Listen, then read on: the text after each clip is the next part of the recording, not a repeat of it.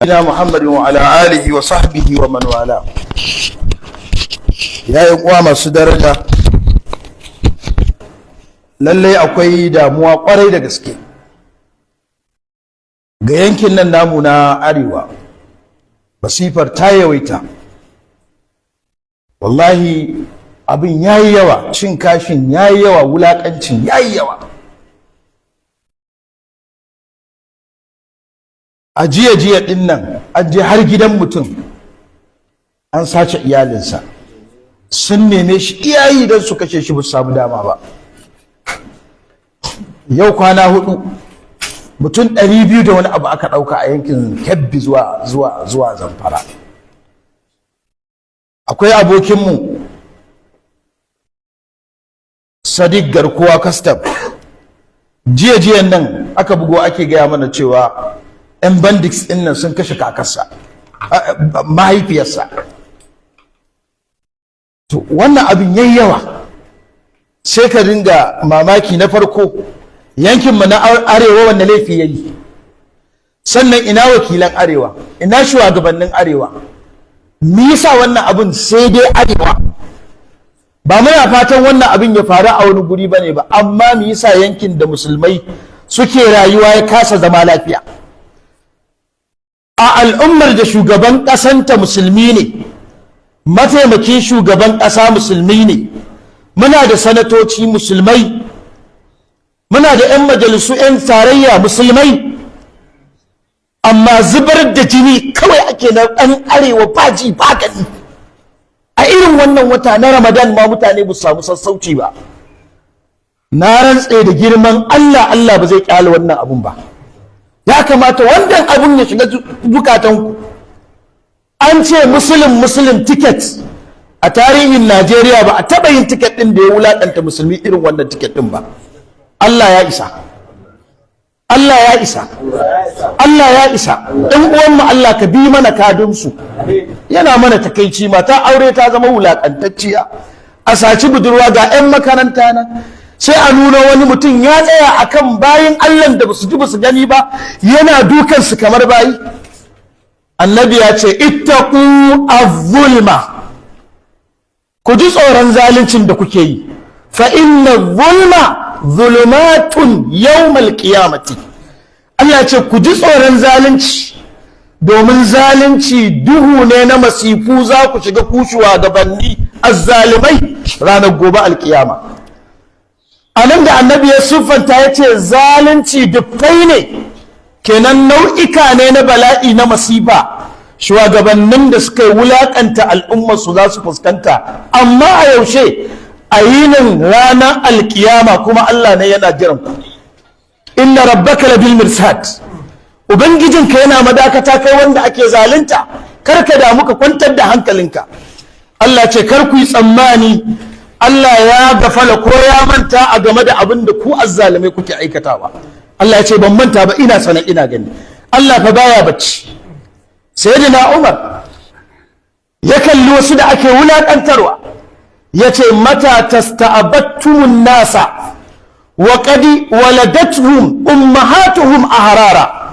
Ya ce yaushe kuka bashe da mutane bayi, kuke wahalar da su, kuke kaskantar da matsayinsu, bayan iyayensu sun haife su ne a mazaunin 'ya'ya, ba a bayi suka haife su ba kuma da su bayi.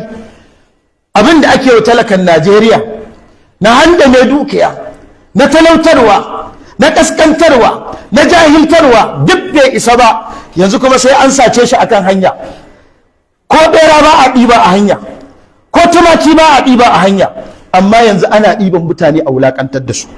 Haka kawai ka ɗau mutum ka je ka ajiye shi a daji, ka hana shi abinci, ka hana shi abin sha, ka hana shi gurin kwana mai daɗi, ka kuma dake shi, ka zage shi, ka ci mai mutunci. Ba ma wannan ba, kuma a yi bidiyo a turo cikin al'umma, iyalansa da danginsa da ƙabilarsa da 'yan addininsa su gani, don a nuna muna mu makaskanta ne, ba mu san me muke yi ba. Muna maimaitawa Allah ya isa, Allah ya isa, Allah ya isa. duk wanda ka zalunce mu ya zalunce mu ya Allah muna tawassali da wannan azumin da yake bakunan mu Allah ka saka mana. In gwamnati ce da hannu Allah ka gaggauta rusa ta. Idan wasu ɗaiɗaikun mutane Allah ka gaggauta aika musu bala'i. Idan wasu mutane ne suka samu a cikin wannan kunci da bala'in da Allah ka aika wa'annan mutanen. Allah ka aika wa'annan mutanen, wa'annan bayin Allah da ake wulakanta Allah ka sanya ya musu rai. Allah ka ji kan wanda aka rasa. Allah wa'anda suke hannu Allah ka kubutar da su. Allah ka dawo da mutanen arewa cikin hayyacinsu. Jama'a lokaci ya kure da zamu dinga zaɓe na rashin hankali. Lokaci ya wuce da zamu dinga zaɓe da muke ciki a arewa, tare da cewa muna yin zaɓe, muna da wakilai a kowane majalisi na ƙasar nan na gwamnati, muna da malamai, muna da sarakuna, muna da wanda suke ayyana kansu a matsayin dattijanmu na arewa. Kun ga yadda 'yan uwanmu 'yan arewa suke mana, sun haɗa mu faɗa a tsakaninmu. Ku duba uba da zaluncin da muke wa junanmu. Wannan abun in banda yanda aka saba yau da gobe ana gani, nan da wata ɗaya ma ba za a daina wannan zancen ba. Amma gashi an saki wannan bidiyon, yanzu Ramadan ne, tafsiri ake a kowane masallaci, ina kaji ana wannan zancen wannan abun baya cikin abin da zai trending, baya cikin abin da za a tattauna shi. Ba wai saboda rahin imani na malaman bane, a'a saboda kawai wannan ya zama common abu. mai ma aka yi to tunda ba 'yan makaranta aka sace ba, tunda ba ƙauye guda aka ɗebe ba, ai da dai 'yan makaranta aka sace student guda 10, to da ƙungiyoyin duniya da ƙasashen arna da ƙungiyoyin arna, wakilan arna, na jin da yanzu ana ta zancen, da yanzu an matsa gwamnati lamba, da kuma duk abin da gwamnatin za ta yi da kaga tana da ƙarfi za ta dawo da yaran, ko ta hanyar kuɗi ko ta ƙarfin soja.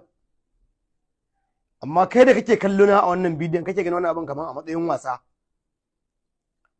duk ran da wannan mutanen suka sace ka zaka gane cewa azzalumai macuta tana shugabantar ka. Wallahi zancen ma a garin ku ne da makotan ku za a ringa yi. In ba dan mu media da muka dan bubar wannan muka ki hana wannan abin ya wuce ba, irin wannan abin tunda ba 'yan makaranta aka sace ba, wallahi ko kwana 3 ba za a ana zancen ba, an gama da zancen kuma yana can. Ba ana ta hasko mata ba da wata wada da kaza tana ta abin nan wake zancen su. Da in an yi abin farkon fara abin kan ya kama jikinmu ba haka muke cewa Allah kai mu ran juma'a ba, malamai su cika minbari da abin, to yanzu kullun an yi tafsiri wa yake zancen wannan abu, wa yake zancen sa, saboda ya zama jiki kawai, ba wani abu bane ba a yi mana wannan ubar. Amma a haka muna da sarakuna da suke ayyana kansu a matsayin wakilanmu, duk sun ga wannan bidiyon. Wa kaji ya caccaki gwamnatin tarayya wacce ita take da soja, ita take da bindiga, ita take da ɗan sanda, ita take da DSS. Wani sarki ne kaji ya fito ya caccaki wannan gwamnatin tarayyar, ya nuna gazawarta akan cewa ta kubutar da kawo ƙarshen wannan masifar? Babu. Saboda me? Saboda kowane sarki yanzu a jihar so yake sami shiga a gurin gwamnatin tarayya. Tir da wannan sarautar taku. Kowane sarki yanzu so yake a Abuja ya zama shi ma iya da ubangida, shi ma ana yi da shi, baya sanya rigima da gwamnatin tarayya. Tir Allah wadaran sarautar ku, Allah wadaran sarautar ku. Shi yasa yan sarautar ta koma ana sayanta, ana rigima akan ta, ana ɓatawa da family akan ta. Me yasa? Saboda ba sarauta bace da ake yi don wakiltar mutane, sarauta ce ake yi don kai girma na ya faɗi, ni in wakilci kaina a ci gaba da damawa da ni a Abuja. Ya magana kenan. Muna da waɗanda suke kiran kansu a dattijan arewa, da yake yanzu lokaci ne da suke tsayawa su duba su ga waye ike da kuɗi a cikin 'yan takarkaru, ina ne za a ba su kuɗi a ce su kawo arewa.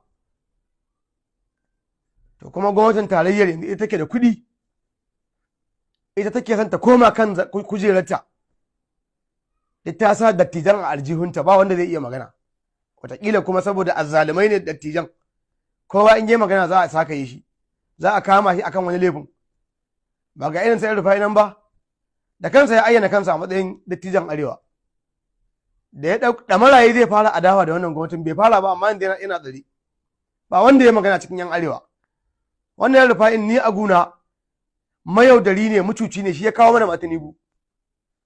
Amma tsarewar da ake mara a yanzu ta siyasa ce ta zalunci, amma ba wanda zai magana a arewa. Kaga go ashar kenan, kowa ya shiru da bakinsa su cika ranta ba babbaka, su yi mulkin su irin na zalunci wanda suke so, a kashe mu, a zubar da jinin mu, wanda kuma za su iya yin adawa don ta canza gwamnatin in an kama su, ni shiru ba wanda zai magana. Ga abin da ake mana wannan bawan Allah da ake mana hukuman me yayi mutane wanda ba suke ma wannan hukuba ko Fatiha ba za su iya kaiwa ba wanda ya nozuri. Jahilai ne suka fi karfin gwamnati a kasan, cikakkun jahilai wanda ba wanda zai iya tunanta da ajami ko boko, su ne suka fi karfin da kirkiyar gwamnati mai sojoji da bindiga da igwa. In ba jahilar gwamnati ba, ya za a yi jahili da ba zai iya rubuta Nuhu Rubaɗa ba ya fi karfin Nuhu Rubaɗu saboda zalunci? Kuma ku fito ku gaya wa duniya cewa sun fi karfin ku, sai ƙarya kuke mana, kuna yaudar ana kai mu akan me? Jahilan da ba su iya Fatiha ba su san ma waye dan adam ba, su kansu ba su san kansu ba. Su fa nan ba su kiyau da dare an ga bidiyon nan a je da jirgin yaƙi a kai mutum 40 a cikin su, sai su canza gindin bishiya su ci gaba da su ba kansu ba san kansu ba, su kansu ba san kansu ba. Amma suna suka fi karfin shugabanninku da suke ganin karatu ne kai su kan kujerar, gogewa ce ta kai su, ilimi ne ya kai su. An canza shugaban yan sanda, an canza shugaban sojoji, an yi canjin minista, an yi duk abin da za a yi, amma ƙarya ce ga hinan sun rasa yadda za su yi da jahilai. Gwamnatin da jahilai suka fi karfinta a ce mun tsaya ita ta kare mu, mai amfanin wannan gwamnatin? Dama amfanin gwamnati ne ta kare ma jininka, shine farko, ta kare ma dukiyarka shine na biyu, ta kare ma mutuncinka. Wanne aka kare ma a cikinka?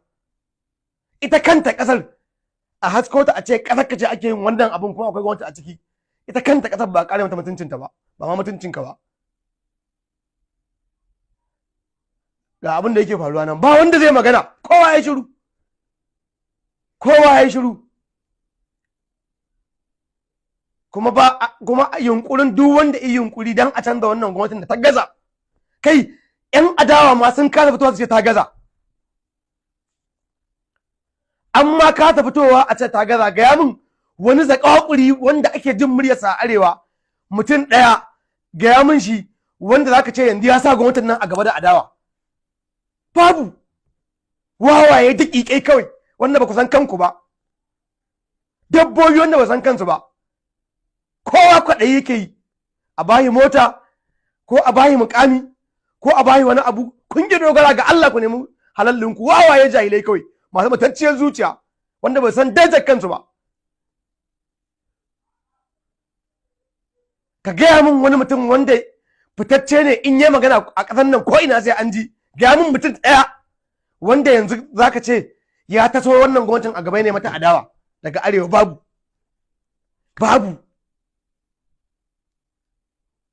Babu. An hana ka yin adawan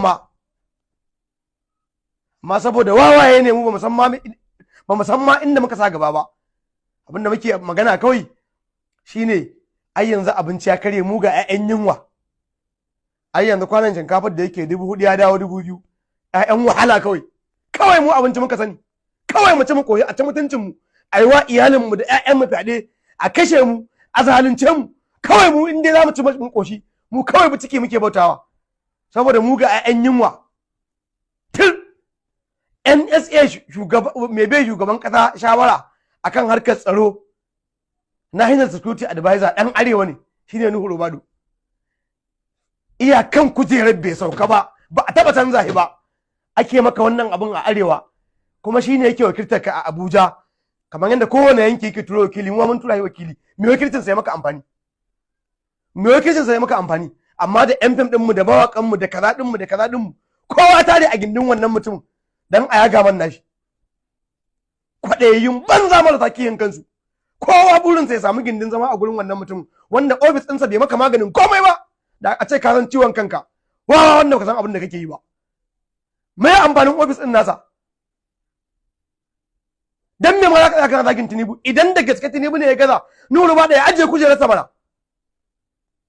Nuhu ba da ya ajiye mukamin sa man ya ce yayi murabus tun da an gaza. To shi bukatar ta biya totally 100%. Shi bukatar ta biya kuma tana kan biya akan kujerar.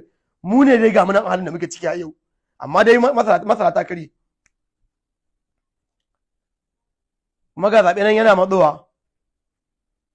Dabbobin cikin mu gatan sun tsaya tsayin daka. A ci gaba tafiya a haka. Duk wanda ce wannan mutumin ya miƙe iya a ci gaba tafiya a haka. A kawo ƙarshen wannan abun. Mu fito mu yi ba gwamnati. A kawo ƙarshen wannan abun. Ba wai ai ƙaryar kwamitin sojoji a tura su kwana 3-4 an bar zancen. A ce an tura ministan tsaro ije ya yi zansani a ringa sara ma a iya faɗi wannan ƙaryar a batta. A kawo ƙarshen abun. A kashe wannan rigimar. Mu fito mu yi ba gwamnati. Akwai gurare da yawa da muka ce Tinubu ya fi Buhari. Tunda Buhari zaluntar me yi. Duk wannan maziwa ce ta sa muka ce sai mun kawo Buhari. Saboda muna ganin in Buhari ya zo mai gaskiya ya zo wannan zaluncin ya kare a arewa. Amma da ke hima cikakken mutucin ne haka ya kare ya yi mushe ya cuce mu hima. Izalunce mu ya tsaye da mu gu daya a shekara 8 tun Allah ya isa tsakanin mu da shi. An ji a yafe mar ko ubanka ne ba mu yafe mar ba wa ya ce ya mulkin. Ya zalunce mu ya tsaye da mu ya kara 8. Ya tsaye da mu gu daya. Ba mi gama ma sai baya ma yi da mu. To gashi nan an zo an dora kuma haka dai ake so a ci gaba da dora. Aba da Allah. Ka dan arewa kullun haka zaka kare kenan.